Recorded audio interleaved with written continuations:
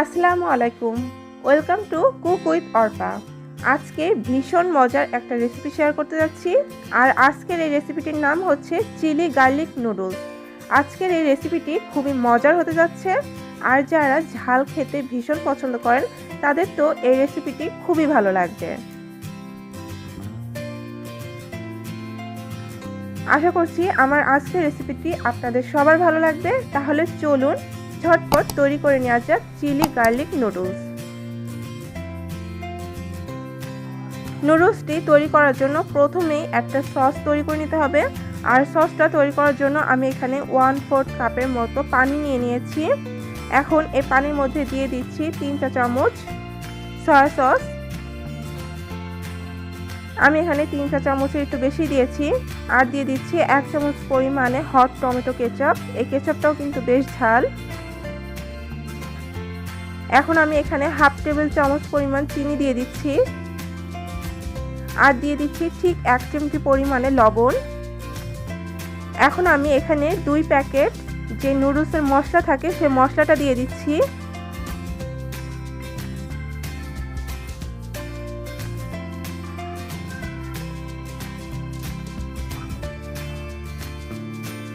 এখন সমস্ত উপকরণ একসাথে ভালোভাবে মিশিয়ে একটা সাইডে রেখে দেব। এটাই আমাদের আজকের নুডলসের সস। এখন আমি চুলায় পর্যাপ্ত পরিমাণে পানি গরম করতে বসিয়ে দিয়েছি, কারণ আমাদের নুডলসটাকে সিদ্ধ করে নিতে হবে। আমি এখানে 1 লিটার পরিমাণে পানি গরম করতে বসিয়ে দিয়েছি।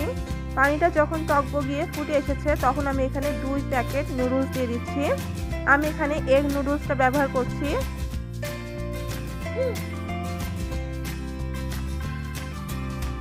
এখন এই নুডলসটাকে সিদ্ধ করে নিতে হবে। আর এই নুডলসটা সিদ্ধ করতে কিন্তু 2 মিনিটের বেশি সময় লাগবে না, খুব তাড়াতাড়ি এই নুডলসটা সিদ্ধ হয়ে যাবে। আপনারা যে কোনো ধরনের এগ নুডলস নিতে পারেন।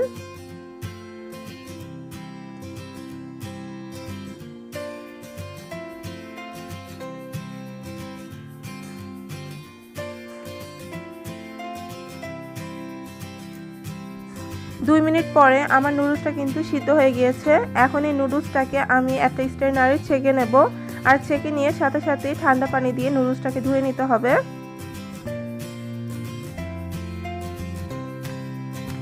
আমি নুডলসটাকে একটা স্ট্রেনারে ছেঁকে একটা সাইডে রেখে দিয়েছি। এবার আবারও আমি চুলায় একটা প্যান বসিয়ে তাতে দিয়ে দিয়েছি 1/4 কাপের মতো তেল। আর এই তেলের মধ্যে দিয়ে দিচ্ছি 1 টেবিল চামচ পরিমাণ রসুন কুচি। এখন তেলের মধ্যে রসুনটাকে হালকাভাবে ভেজে নিতে হবে। এখন দিয়ে দিলাম 2 টেবিল চামচের মতো পেঁয়াজ কুচি। পেঁয়াজটাকেও তেলের মধ্যে ভেজে নিতে হবে।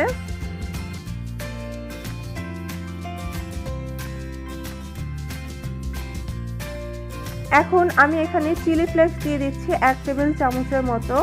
এখন চিলি ফ্লেক্স দেওয়ার পরে আমি এটাকে 1 মিনিটের মতো ভেজে নেব।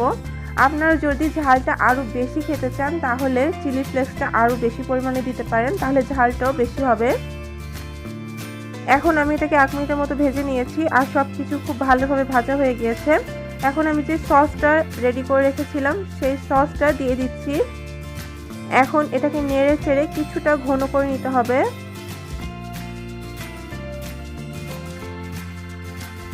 সসটা বেশ কিছুটা ঘন হয়ে এসেছে। এখন আমি যে নুডলসটা সিদ্ধ করে রেখেছিলাম সেই নুডলসটা দিয়ে দেব।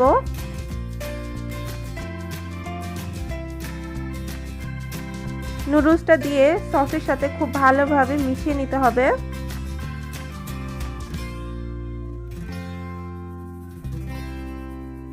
এখন নেড়ে চেড়ে অপেক্ষা করব সসটা শুকিয়ে আসা পর্যন্ত।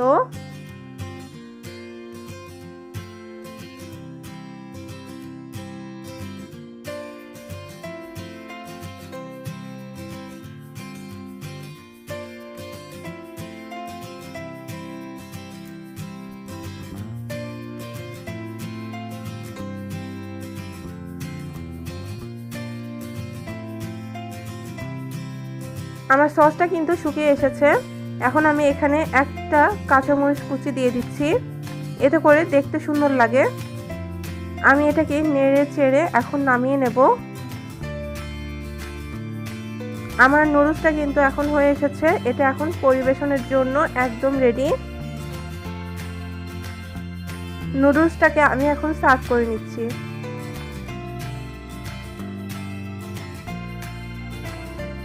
এই তো তৈরি হয়ে গেল আমাদের চিলি গার্লিক নুডলস। এই নুডলসটা খেতে কিন্তু অসম্ভব টেস্টি। বাচ্চারা কিন্তু এই নুডলসটা খেতে পারবে না, কারণ এটাতে প্রচুর পরিমাণে ঝাল রয়েছে। আপনারা যারা ঝাল খেতে পছন্দ করেন তারা এই নুডলসটা ট্রাই করে দেখবেন, অবশ্যই ভালো লাগবে।